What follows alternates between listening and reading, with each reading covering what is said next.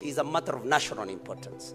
And Mr. Speaker, it becomes even more grievous because the complainant is the Deputy Inspector General of the Police, and that is Lagat, who, Mr. Speaker, has been reported to be perpetrating violation of human rights, Mr. Speaker. And there is no reason why Mr. Ojwang was transported all the way from Migori to Nairobi just for a matter that was supposed to be civil and not criminal. Because, Mr. Speaker, if somebody is accused of libel or even of mudslinging somebody's name, that is civil, and the lawyers here can guide us, led by Senator Sifuna of Nairobi, that this particular young man should have been made to face civil charges, and Lagat should have sued for damages, Mr. Speaker. Instead of terminating the services of junior policemen, we want to see senior police officers, the Director General, the Deputy Director General, and even the Director General should resign or they should be fired by the President. Mr. Speaker, my party, where I am the Deputy Party Leader, we signed an MOU with UDA. One of the things we agreed was that we are not going to have abductions and killings like this one. Mr. Speaker, if we do not get proper answers from UDA's side, we will consider this as a material breach of the MOU we have with the UDA. We are playing with fire. I was an adult when there was detention without trial. Detention without trial was a bad thing. But being killed in a police cell is worse than detention without trial. It reminds me, Mr. Speaker, of the impunity we saw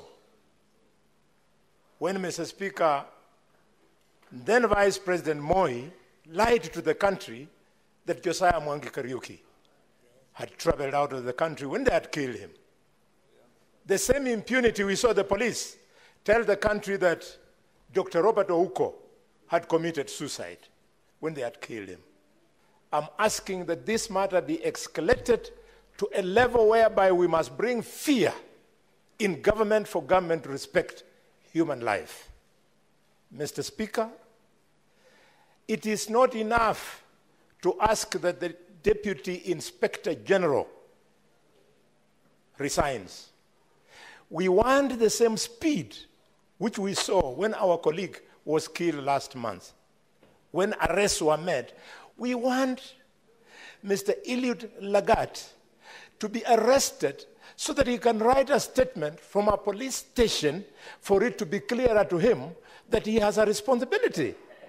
Mr. Speaker, the police officers who went to Migori and brought this boy from home to Nairobi so that Lagat could see him when they are slapping him around should equally be arrested. Aibu kubwa sana ambayo imetokea katika nchi yetu ya Kenya. Kama mimi ningekuwa rais saa hizi, ningekuwa nishafuta watu katika hiyo ofisi. Huyu hafai kuketi ndani ya hiyo ofisi hata dakika moja. Huyu mtu anaitwa Lagat. Kwa sababu ameondoa maisha ya kijana mdogo ambaye alikuwa na future katika nchi hii. Na sisi hatutakubali hata kidogo kwamba ifichwe hichi kifo. Wanaanza kusema sasa kwa sababu yeye ni DIG anafikiria anaweza kudanganya Wakenya wote. Anasema ati mtu alijigonga na ukuta alafu akaanguka chini akakufa. Kwani alikuwa anacheza mpira yeye huko ndani? DCI must establish culpability and they must pin it to an individual, not the issue of suspending individuals. That is PR exercise.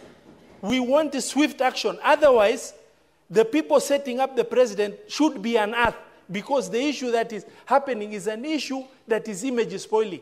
Unless, there is a stupidity that cannot be quantified. You cannot do what you have done in a government with democracy like the government of Kenya. Mr. Speaker, sir, no cover-up can be allowed.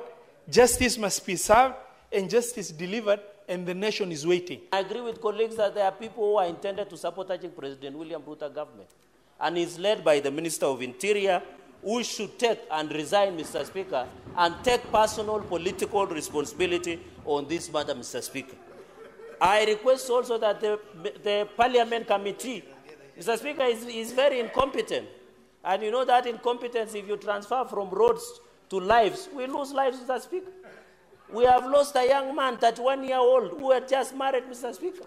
Mr. Speaker, they must be held accountable, Mr. Speaker.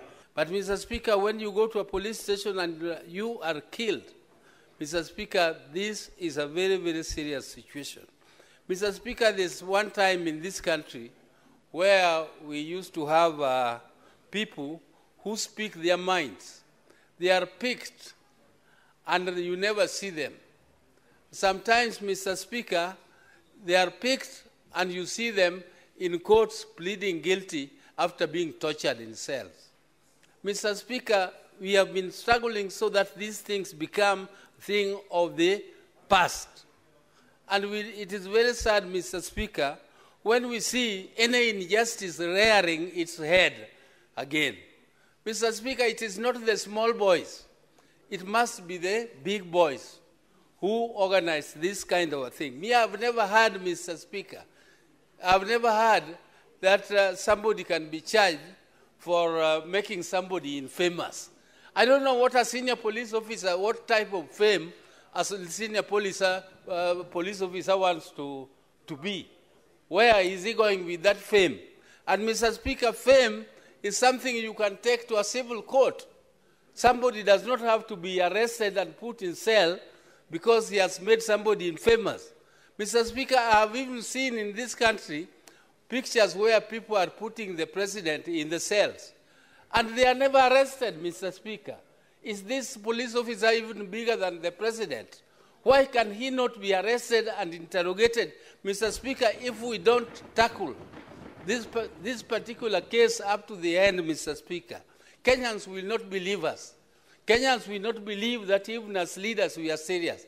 Because I come from that region. What am I going to tell?